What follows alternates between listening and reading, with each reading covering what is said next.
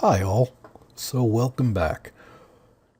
Today we're going to talk about a bunch of things. We're actually going to start off talking about the Holy Trinity. Not that Trinity, not the one from Sunday school, but this one here. Okay. So within web development, these are the three technologies that you really need to understand and know to really be able to really have a mastery over the client side of the experience. Okay, so of course there's HTML, and in this case, in this little graphic here, they're referring to the latest specification, HTML5. There is CSS, and again, they're specifying CSS3, and then JavaScript, okay? So the point behind these three different technologies is separating out different parts of the web page. Okay, kind of separating out different concerns. Here's one way to think about it. In a lot of larger web shops, you will oftentimes have people with varying degrees of technical abilities. So very often you'll have some form of designer, some graphic artist type person who basically has an arts background. They're really good at color schemes. They're really good at graphics. They can kind of do the layout, or at least kind of come up with mock-ups for the layout and so forth.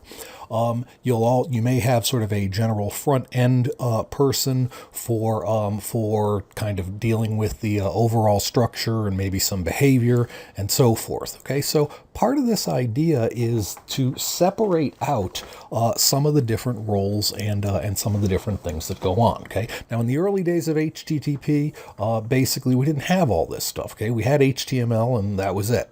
All right, so HTML is all about the structure of the document. Okay, it's about structuring the text, right? It's called the hypertext. It stands for hypertext markup language, right? So we're marking up some text to provide structure to it. Okay, so we're basically taking this free-floating text and telling the computer, here is the structure to this. For instance, this thing is a paragraph, or this thing is the most important header on the screen, or this thing is part of the head part of the document, etc. Okay, so that's what HTML is basically about.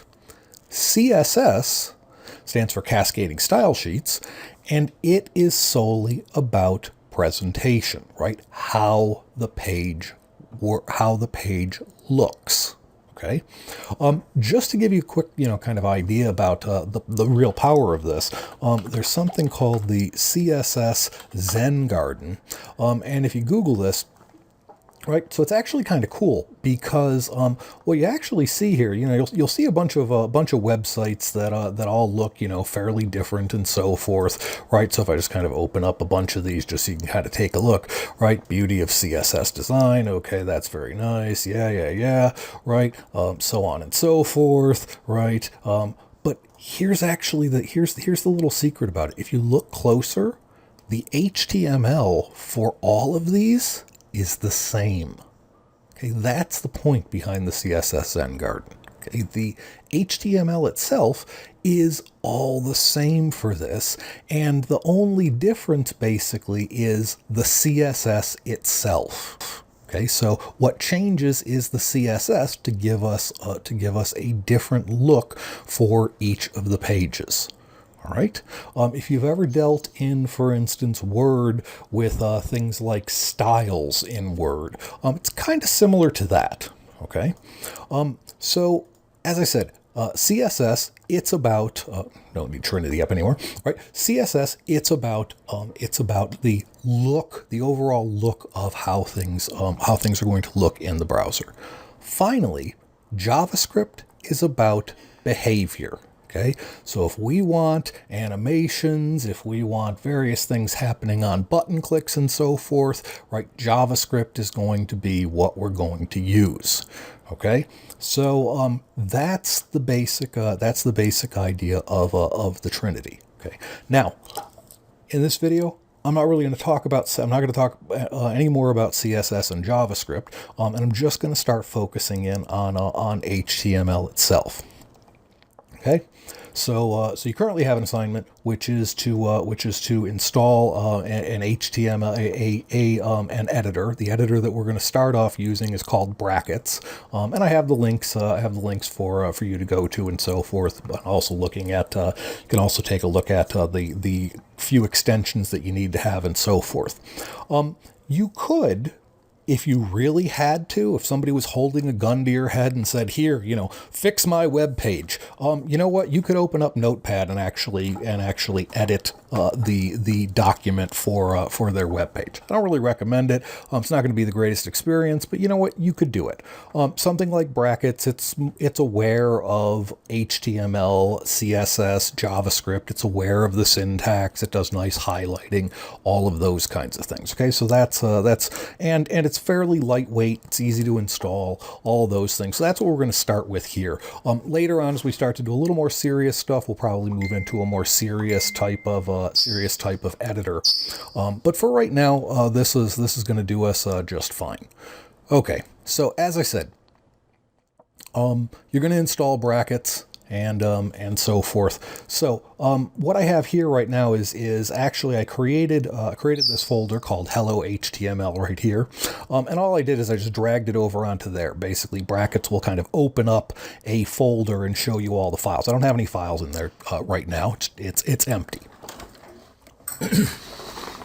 Okay, so let's create our very first HTML page. Okay, we could actually call it whatever we want. But it is fairly common to have some document in a folder called index.html, and typically that's going to be the document that users will see if they navigate to that particular directory. Okay, through the URL. Okay, so here's index.html. Let me just create some real simple HTML page, right? So here we are. This is our first web page, right? And I'll save it. Okay. Now, cool thing is, as long as you have a text editor, like I said, I recommend you use Brackets, but you could use Notepad. Notepad++ isn't actually bad. It's free and you can download and so forth, but Brackets even cooler. Anyways, so as long as you have that, and then you have your browser. Okay, now a couple of things. Okay. First of all, friends, don't let friends use Internet Explorer. If you're a web developer, honestly, if you're doing anything in computing, just throw away Internet Explorer, right? And that also goes for Edge. Yeah, I know they've sort of made some improvements in Edge and all that, but honestly, if you really want to be taken seriously, use Chrome, use Firefox, one or both of those, but just stay away from the Microsoft stuff. All right, so here's my index.html, right? And so I can open this. I can just double click and it's going to open up in my default browser, which happens to be Chrome. And there it is, right? This is our first web page. Look at that. Cool, right?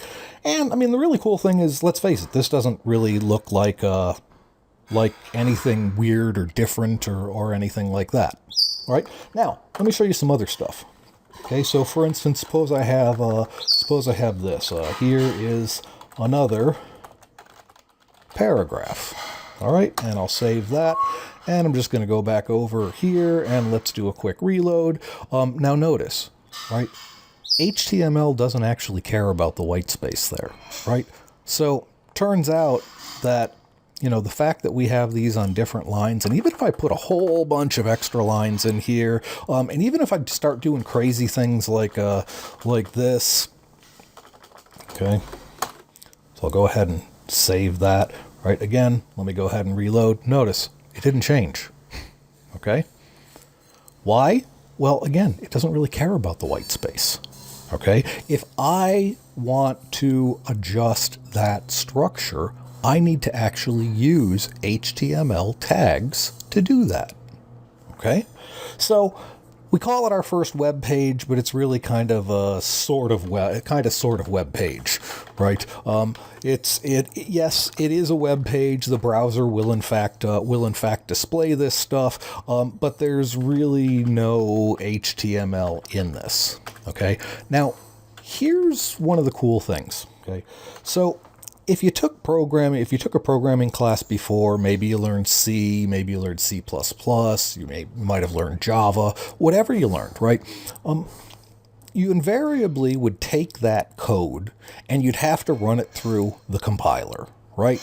And let's face it, the compiler feels like a student's worst enemy, right? It's like missing a semicolon, can't undeclared symbol, blah, blah, blah, blah, blah, blah, blah, blah, blah, right? My favorite ones are things like, missing semicolon here, right? And it points to where it's missing. It's like, well, put it in then, right?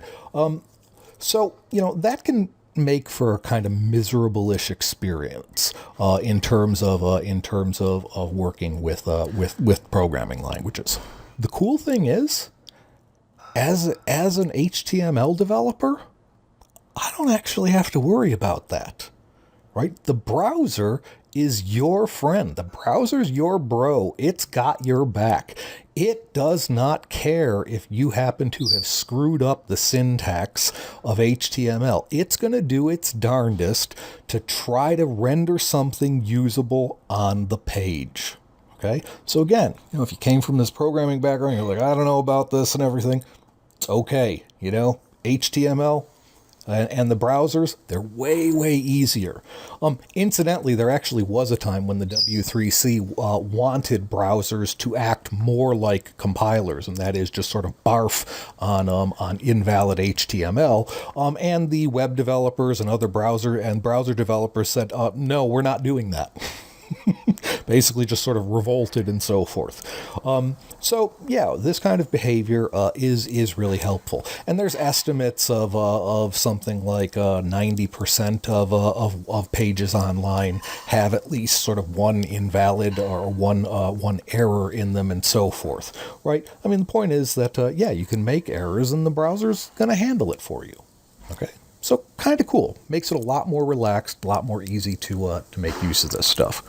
All right, so let's take a look at how we can actually deal with paragraphs, and we'll look at our first HTML tag. Okay, so a tag in HTML basically appears inside angle brackets. Okay, so it looks something like that. Now you notice when I added in the P tag there, right? So you see, as soon as I hit this the greater than sign, notice it actually puts in sort of an almost copy of that. Okay, the only difference, notice the / there. Okay, so the idea is that everything between this part and that part is a paragraph. Okay, so let me show you. If I take this stuff here, and I'm just going to cut it, and I'll paste that in there. Now, when I come over here, it looks different, right? Why? Well, because we've told the browser we want this to be a paragraph, right? And again, you can always sort of view this, right? Notice you can do a view source and you can actually see exactly what the source looks like. The other thing that's actually really, really handy, and we're going to use it a lot in class as we're kind of playing around with things, but also it's really, really, if you see something somebody's doing on a website and you're like, wow, I wonder how that's really cool. I wonder how they did that. Basically, you can come down here and notice if I do inspect, it opens up all this kind of stuff here, right? It tells me, it says, oh, okay, here's the particular thing that I've selected, right? Notice it's inside a paragraph tag, and so forth, right? So it kind of gives you it basically gives you some additional information about that document. Really handy. Okay, so we're going to actually spend a lot of time playing around with this console thing. When we get to JavaScript, we're going to use a ton. So yeah, that's there. And if you're using Firefox has the same abilities as well.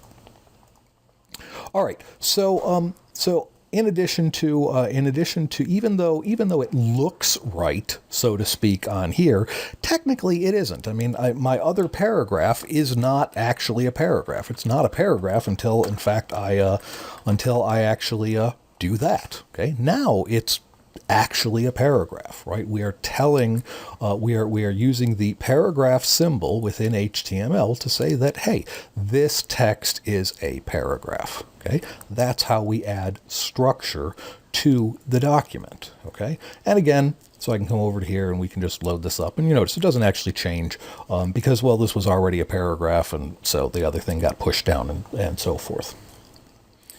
Now, here's the thing. Okay. In this class, we are going to stress paying very close attention to the structure of our HTML documents. Okay.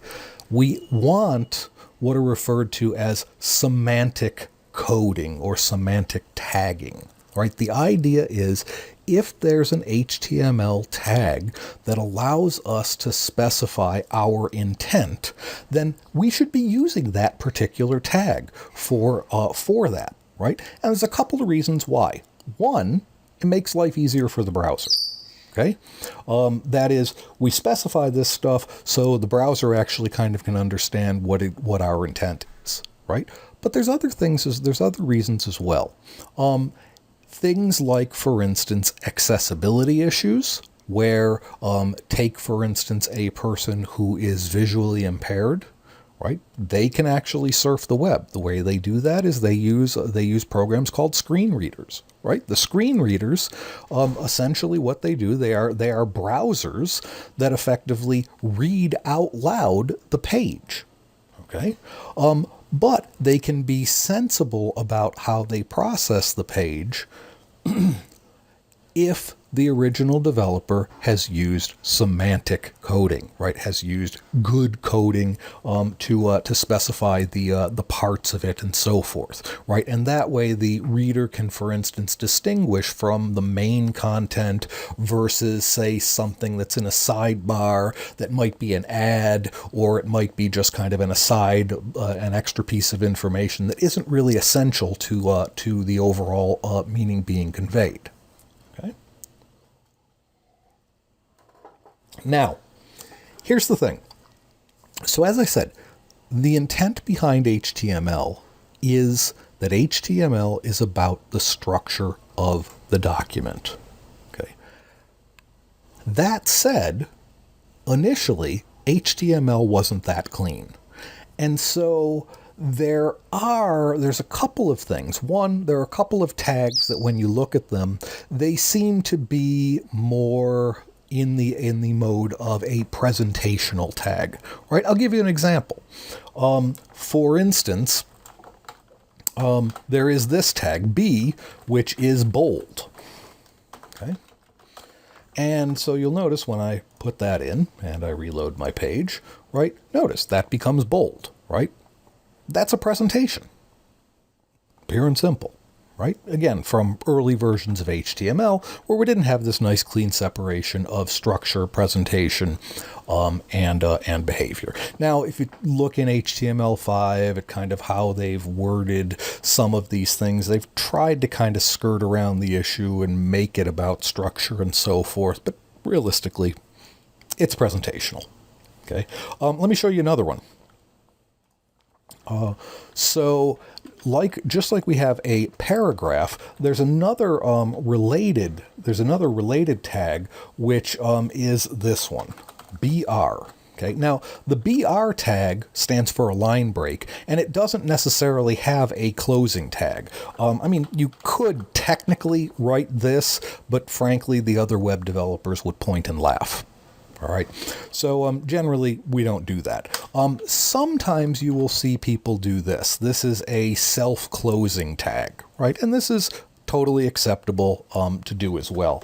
In earlier versions, there was kind of this distinction between XML on one hand and HTML, XHTML on one hand versus HTML, where some of these things became were sort of more important. But some of those rules have been loosened up with HTML5.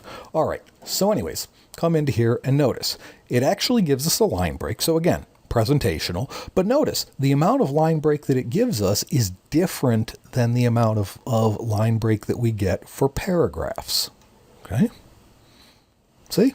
There versus here.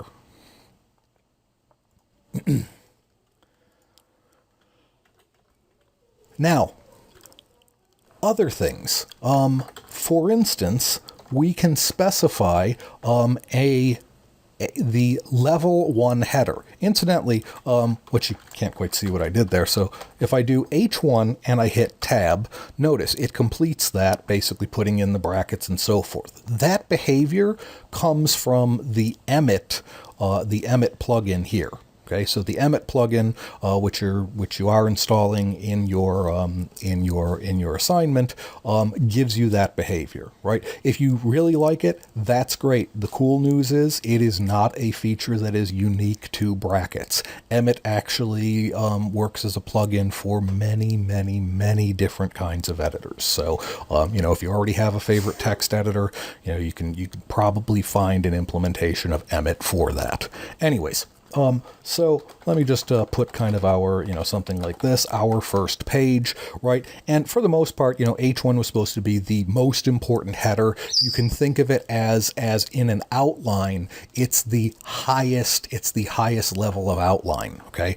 And originally the idea was that you would really only have a single H1 on a particular page. There's some loosening of that within HTML5. All right, so anyways, let me go back and take a look at this, right? Notice our first page, really big and bold, okay? Again, is it presentational? No, it isn't.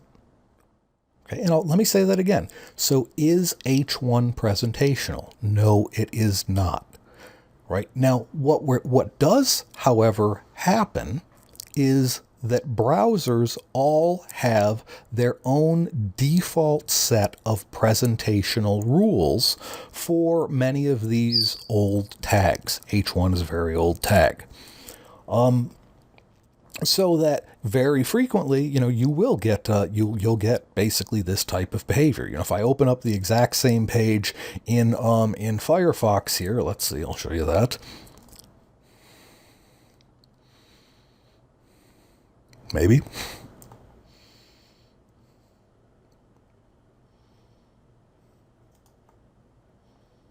There it goes.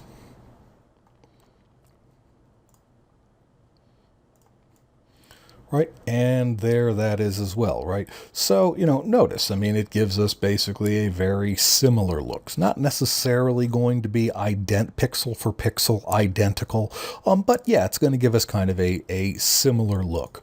And actually that is important. There was a point in web development where we were striving to get sort of pixel for pixel duplication on different browsers and so forth. Right now, we've kind of given up on that. We want sort of, it's going to look roughly the same and so forth, but nevertheless. Okay, so H1s and the various other levels of headers you can think of those as levels in an outline.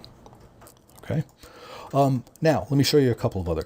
The sort of more politically correct tag over bold is this, strong.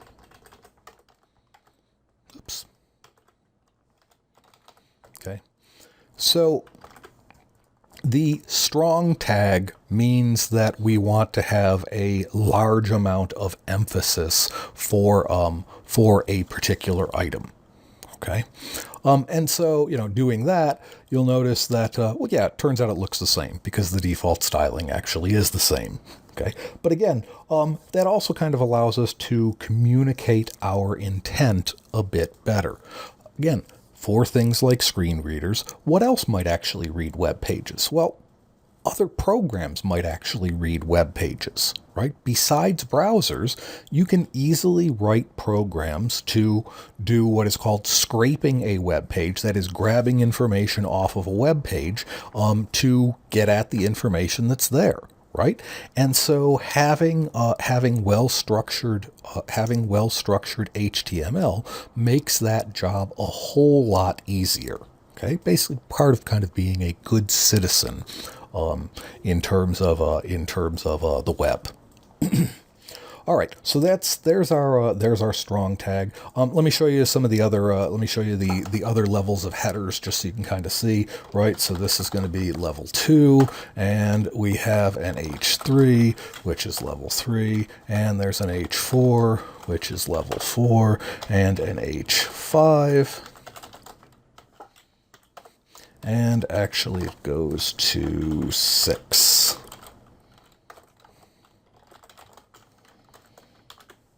Okay. So there are various levels. Again, I just want to remind you this, while we tend to think of, and even later when we look at CSS and so forth, as we take over styling of this stuff ourselves, we'll probably do something similar in terms of sizing and so on, right? It really is about levels in an outline, okay? And that's the way that you should basically think about this. Okay, so there's the different header levels and so forth. All right. Let's talk about a couple of other things. So remember, the H in HTML stands for hyper, right? So let's actually look at some hypertext. Okay, so for instance, I could do something like I could do this. I'll say, okay. Let's add in a link to USF's website. Okay, so it would be something like this. We're going to use the A tag, stands for anchor, right? And now notice when I hit tab, it actually automatically puts in this extra stuff in there. Okay, this extra stuff are referred to as attributes. Okay, you will see tags that sometimes have a whole bunch of different attributes. We're going to see another one in a minute. Okay, so the the href part of the anchor tag is essentially what gives us the hyper for hypertext. So I can say, okay, this is going to link to www.usf.edu. Right, and then I'll just put a little note in here. So this is USF's web page, home page, whatever. Okay, so notice, here's the beginning of my A tag. There's the end of my A tag, right? And then all of this is inside a paragraph. All right, so if I load this up, right, there's my link. Right, and again, if I do an inspect, we see, yeah, right, so it links to www.usf.edu, right, whereas the text that is displayed is that. And when I click it, it basically changes me over to USF's webpage. Okay, let's look at one other attribute for the anchor tag. Okay, and that is the target. Okay, so target is very frequently used, for instance, like this. Okay, so if I say target equals underscore blank, right, take a look at what happens. So right now I haven't actually reloaded that, so it actually changes what page I'm on, right? But if I come back here, now if I reload this and I click this, notice it opens up a new tab. Okay, so that's the difference there. Okay, that is adding in that target equals blank basically gives me a new tab. Okay, so let's talk about a couple of other things here too. One, first of all, the value of the attribute. You'll notice that it's actually inside double quotes. That's actually more of a stylistic concern. It's kind of a preferred style these days. But technically speaking, you could get away without the quotes, but again, it is generally a well-regarded style. So I would certainly advise you to continue with that style. The other thing that I should also note is that HTML is not case sensitive. So I could certainly write markup that looks like this. Notice capital H1, lowercase h1, right? Again, the browser's your bro. It's not going to tell anybody. It's not going to worry about it. It's going to do the right thing and render the code for you, right? I mean, of course, if somebody, and notice even on the inspect kind of shows, oh no, yeah, really, he meant lowercase h1. Okay. On the other hand, probably if I do a view, yeah, see page source, that's still going to show that, yeah, that technically was a little wonky. This is a style that you saw many years ago, but again, you tend to see more the lowercase these days, and you see that brackets kind of supports that and so forth. Okay, let's take a look at something else. So here we're styling up a lot of we're doing a lot of styling of various text and so. I'm sorry, we're structuring text and so forth. Let's look at something else. The IMG tag. Okay, so the IMG tag is an image, right? It's for showing a particular image. All right. So let me show you a couple different things that we can do. All right. So, I mean, I could, for instance, I could do something like this. Let's say I should be able to inspect on that image. Let's see, or maybe, they kind of got it hidden in, yeah, there's that. All right, it's not quite coming up, not quite figuring out that that's the image. How about this one? Oh, there we go. Yeah, notice open image in new tab, right? So here it actually gives me the full-on URL for that particular image, right? So I could come in here and I could actually just paste that URL right there into the source field, right? And again, notice that that there isn't typically you don't see a closing part for the image, and oftentimes it's not even it's not actually self-closed like we do with BR. So anyways, that will give me, going back to here, right? That actually gives me that right there. Okay. Now, a couple of things about all this. One, you want to be careful about linking to sites that you don't own. Okay. In the bad old days of the web, it used to be that that content providers, web page hosters, would actually charge by the bandwidth. Right. So in that case, if you link to somebody else's site to show an image, and let's say your site got really popular for some reason, maybe it got picked up on Reddit or something like that, and now it was getting all these hits. Well, that other person is actually now paying for your bandwidth, and they would do things like change the image to some offensive type of image. Think tub girl or something like that, and yeah, that would kind of cause some issues. Okay, so generally speaking, if it's not really yours, you might not want, if the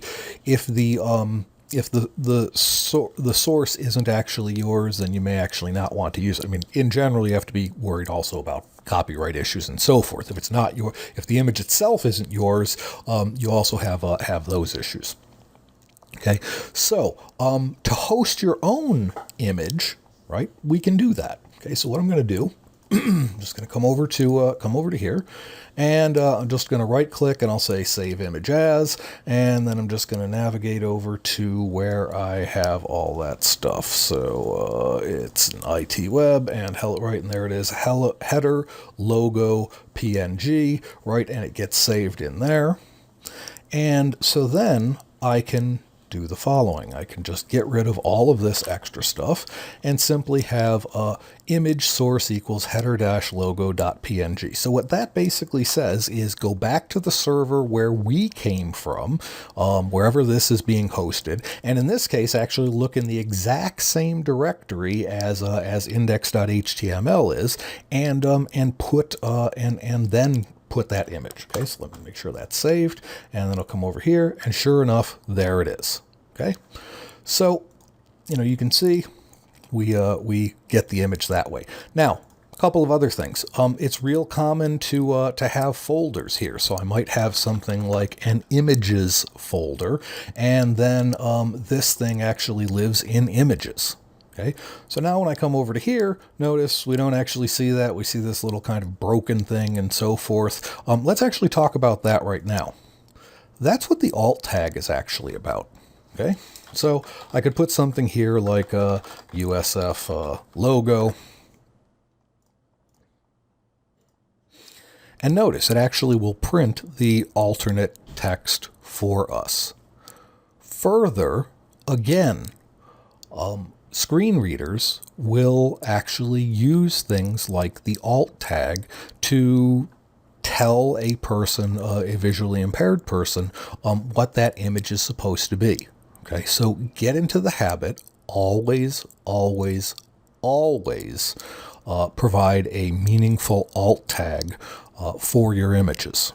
Okay, and in fact, actually, in some cases, issues of accessibility are legally binding. In the U.S., any governmental site must follow certain accessibility, meet certain accessibility requirements. Okay. All right. So how do we actually get this fixed? Well, we say the folder itself and a /. Okay. So notice here I'm using /. I am not using, I'm actually on a Windows machine, but I am not using a /. I'm using a /. Okay. So that's the first thing. Get used to that, especially if you're dealing with Windows. The other thing, a pro tip, this trips up a lot of people. Okay.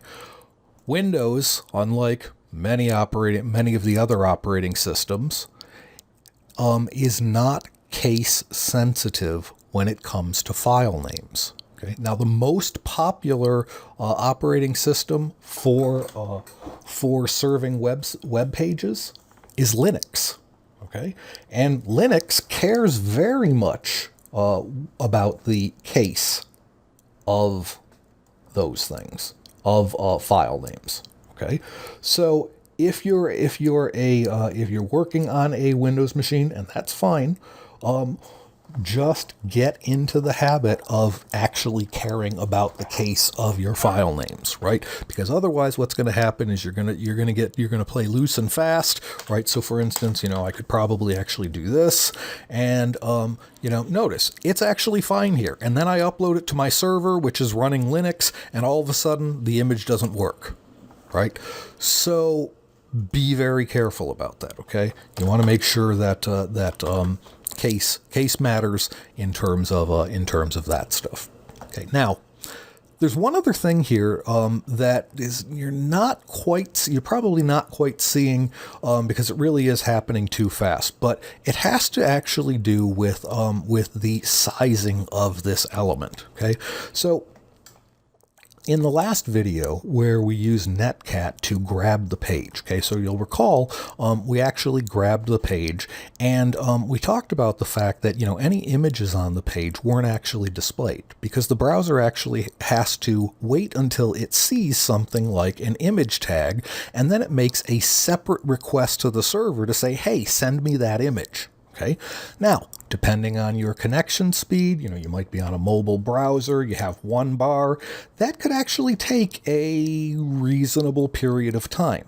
And if that does, and we have markup like this, basically what happens is the browser has no idea how much space to leave for this image. And so what you end up seeing is you'll see the page start to render, and then as soon as it starts to get the image and figures out the height, it'll sort of shift everything below that down. Okay, and it has a really kind of nasty effect, especially if you're using a number of images and all that. It looks very amateurish. All right. So the way that you fix this is, first of all, you figure out how big your image is, right? So here in Windows, I'm just hovering over. It tells me, okay, it's 283 by 43. All right, and then what I'm going to do is I'm going to come in here and I'm going to use the width attribute. Oops. Yeah. There we go. The width attribute. Okay. And what did I say it was? Let's see. 283 by 43. There we are. All right. 283. And height equals 43. All right, so I add those two in, and now notice it actually just comes in very quickly, and we can see nothing is getting reshuffled. Okay, in fact, I think you could actually kind of see that briefly before. Let's try this again. Take that out. Yeah, you can kind of see a little bit more stuff going on down here as that comes in. Okay. So for your image tags, okay, obviously you want the source.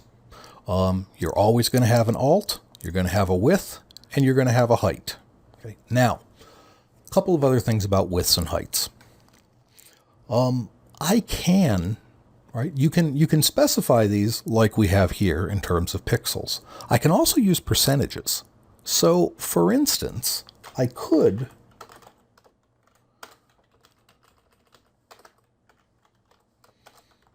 do that. 50%, 50%. Right? Looks more like 150%, but anyways. Okay. So notice it's actually resizing that image for us. Now, and furthermore, I could actually I could do the division myself. I could say, you know what, okay, this is going to be 21, and that's going to be about 141, right? And so now I should get an image that's, half the size in both directions. Okay. Now, here's the thing, though, right? Generally, I don't recommend you do this, right? And here's why. We're going to see later on when we look at CSS that there are ways of actually selecting different images based on the device's capability. So based on the screen size and so forth, we can actually select different images. The reason that we would rather use that as opposed to manipulating the size here is, for instance, if I'm on a smaller device like a cell phone, and I resort to changing the pixel sizes here, I still have to download the exact same amount of information, right? I download the full image size, and then I scale it down to this smaller size, okay? What does that do? Well, if I have a bunch of images that I'm doing that with, that means my page is going to take longer to render. It's going to take longer to load. It's going to take longer to show. Right? Now, you might think, well, okay, so what? It takes a little while longer to load. That should be fine. People need to kind of slow down, stop and smell the roses, etc. Well, here's the thing. About 5-6 years ago, they actually did a study, and they looked at how long mobile users were willing to wait for a page to load before they just gave up and went to a competitor's site.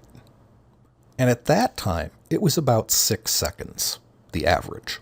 So you had 6 seconds to get your page loaded and rendered on the screen before your user or your potential customer decided to go someplace else.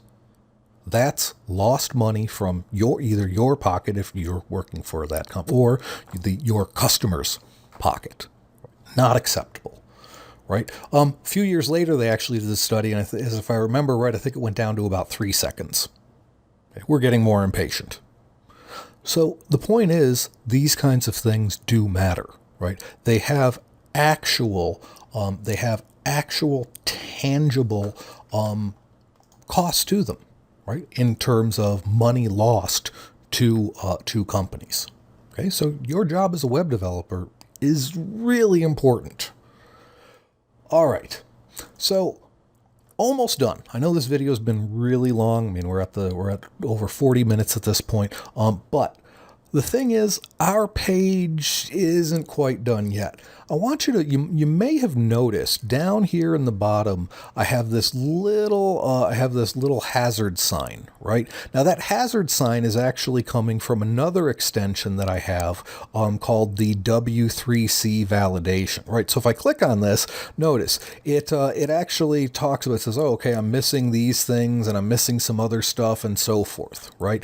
To have a proper HTML page, there's actually a bit more that we tend to have.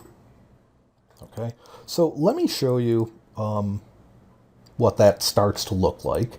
And I'll also show you kind of how we can do that easier. Right. So the easiest way is if you have Emmet installed, I can do I believe it's exclamation mark and I hit tab. And what that does is that gives me all of this boilerplate code that is basically the code that you want to, the minimal code that you want to have for an HTML page. Okay, so let's break this stuff down. I want to talk a little bit about this. Okay, first of all, we have something called the doc type. Okay, now this innocuous piece of code here is the difference between life and death. Well, not quite. It's the difference between something called quirks mode. It is a difference in terms of how the browser handles your code. If we have a doc type, then the browser will basically assume that, well, you're going to try to follow those particular rules for that particular doc type. If I don't, then the browser kicks back into quirks mode and it has to guess and it takes longer to do stuff. Pure and simple. Now, there are a number of different doc types depending on the particular versions of HTML that you're using, but one of the design goals with HTML5 was to make the life of a front-end developer easier. And so for HTML5, this is all I have to do. I just say doc type, HTML, done, right? If you're really curious, Google things like doc type for HTML4 and those things. You'll see these very long, convoluted expressions, okay? Then we have an HTML tag, right? Notice there's the end HTML tag. It has an attribute that is named lang, and its value is EN. Any guesses? English. Okay. Ultimately, then, all of our code should be sort of in there. But an HTML document basically is broken down into two different parts, a header and a body. The generally visible stuff is the body. So all of this code that we've been writing all along, technically, that should go in here, right, inside the body tag. So there's the beginning body, there's the end body. Now, in the header, we have a couple of things. One, there is this title thing. Okay, so here's what I want to show you about that. So if I come over to here, if you take a look, you'll notice my tab says index.html. Watch when I reload this. Notice. It says document. So most browsers, what you'll see is whatever you happen to have the title of your page be, that will actually be displayed in the tab there, right? So I could put our first page here, and again, if I come back over and reload, we see yes, our first page. Okay, so the header generally is stuff that isn't necessarily on the page directly. Now, the other part is a meta tag for the character set. Okay, so the character set basically represents sort of what characters ultimately might be displayed in this document. Okay, UTF-8 is generally recommended. It pretty much has characters for all known human languages and then some. So there's things like Klingon, and there's various emojis and all kinds of crazy stuff that UTF-8 can't support. Okay, so generally speaking, you actually want to specify that. Again, you can consider it as boilerplate. Okay, once I've done that, notice now I have this nice little green check mark saying basically no W3C validation problems found. Good job. In other words, even though the browser doesn't act like a compiler, we did the right thing and wrote well-formed HTML.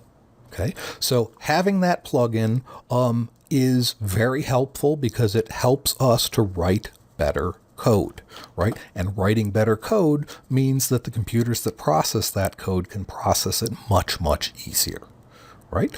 So that's it for this video. Hopefully you got a lot out of it. And if you have questions and you're in my class, hit me up on Piazza. If you found this on the internet and you got some questions, hit us in the comments.